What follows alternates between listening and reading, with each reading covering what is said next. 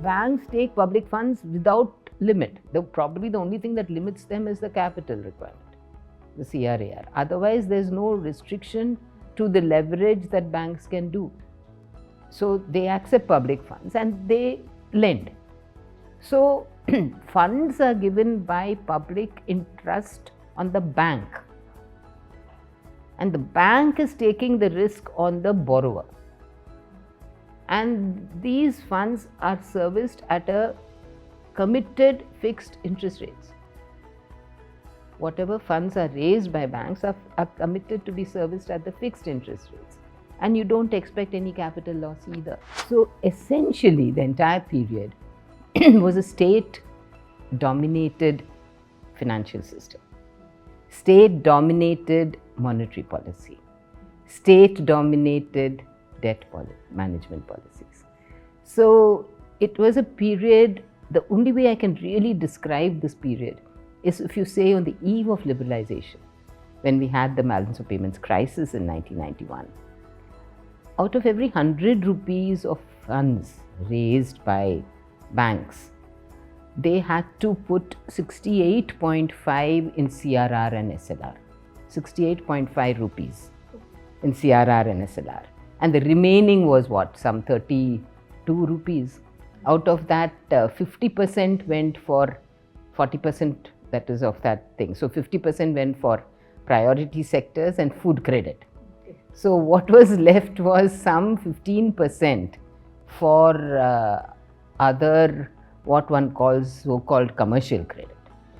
And if you can't believe it today, but if those days the interest rates for, say, government borrowing was, say, 7 to 8 or maximum 9%, and the corporate, top quality corporate, would have had to pay 15 to 16% at least. Number of reforms took place at that time. We moved from a fixed exchange rate system to a market determined exchange rate system. We learned how to intervene in the exchange rate markets. We learned how to monitor foreign exchange flows.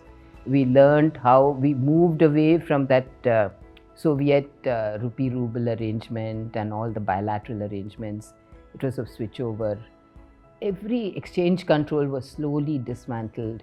We started liberalizing capital flows. Foreign direct equity was liberalized. Foreign institutional investments were liberalized.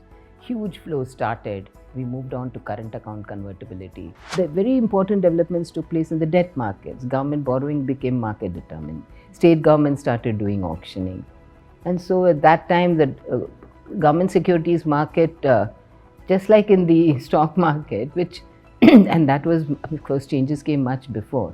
Here you only issued at 100 rupees. So reissuance of government securities, creating fungibility in government debt, creating a market for government securities, bringing in market infrastructure institutions like Clearing Corporation of India Limited, with which I was very closely involved, setting it up, seeing that it worked, and seeing that the kind of requisite environment was provided for price discovery to happen and markets to become deeper and liquid, including introduction of derivatives markets. So these were all the kind of changes that happened in the market side. What we refer to as the stock market scam of 1992, it actually was a scam in the government securities markets. That was because the Reserve Bank's public debt office, which actually had dematerialized government securities known as the SGL in the public debt office. Every account there was known as an SGL account, subsidiary general ledger account. That is what the expansion is. There was, and that was the time of the early time when auctions were happening. So there was, the trading in the markets was just beginning in the government securities market. There were no proper contract notes. There were no confirmations between counterparties. Bank receipts were issued against so-called holding of government securities in the public debt office, but they were non-existent. There was no backing for those bank receipts. So that bank receipts became a clean form of loans against which money was given by banks. So that was exploited by Harshad Mehta and the back office in State Bank of India which really created the opportunity to borrow huge funds ostensibly against government receipts, government securities, with bank receipts which were fake and fake stamp paper, and raise crores of funding, which triggered selected stock movements, which were later on came to be known as Harshad Mehta stocks. And interestingly, the Ketan Parekh scam, which happened, which was also called a stock market scam, because and then we used to talk about Ketan Parekh stocks. 2002, I think that was, if I'm not mistaken. Madhavpura happened at that time. And that was coming out of, again, a systems failure of the payment system. So I think the setting up of the National Stock Exchange and the urgency to set it up as a movement towards screen-based trading and slowly getting rid of Badla, all these changes started happening partly driven by what we had experienced in the stock market scam.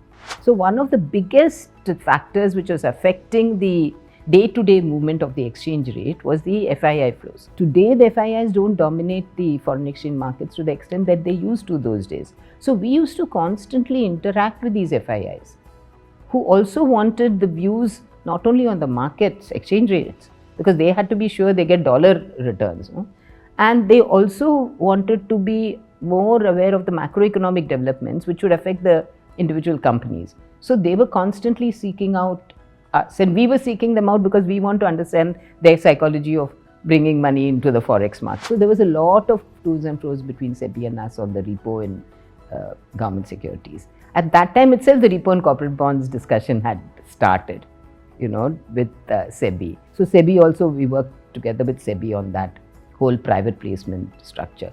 It didn't completely solve the problem, but certainly it was there. I was also a member of the Patil committee, which went into the development of the corporate bond market. So that was another area of interaction. The other area where we had a lot of interaction was in the private placement of corporate debt and commercial paper. So a lot of almost the entire 99% of the market was really a private placed market, and with hardly any disclosure. So through the banking system, we sort of had to make sure that the banks only subscribe to those corporate paper where there was certain minimum disclosure requirements and certain minimum, the transparency. We are saying there's not that much liquidity in the corporate bond markets. The primary issuances are there, but maybe not like what makes the liquidity in the markets. There is a fungibility. Every stock looks alike, but every bond issued by a company doesn't look alike with another bond. Maturity is different, interest rate is different, its features are different, it's got various optionality. Each one is different. So that way there's no fungibility. And fungibility was a very important thing when we developed the government securities market. Mutual funds have also got direct plans and ways in which they have marketed, which has really encouraged people. The asset management company is still definitely dominated. It's a sponsor dominated system. And the trustee company or the trustee firm has got the fiduciary responsibility. But the authority and the ability to independently raise money is not there. So in a way, the relationship between the trustee and the sponsor or the asset management company does it leave complete independence to the trustee company, and therefore the need for really having good trustees can actually exercise that kind of a fiduciary responsibility. The other area where I see the future is that one needs to have measures to identify conflicts of interest and also to be able to know how to deal with it. Because when the fund manager is acting, he has to at all times be incentivized to act in the interest of the investor and not in the interest of an issuer or some debt bond issuer or equity issuer where there could be conflicts of interest. So I think that's another very important aspect. So your job as a securities market regulator is to, one is ensure this discrepancy, disclosure and transparency. The other thing is to see that market trading and settlement and other practices are sound and efficient and safe. Finally, I think the effectiveness of the regulation is the effectiveness of the enforcement.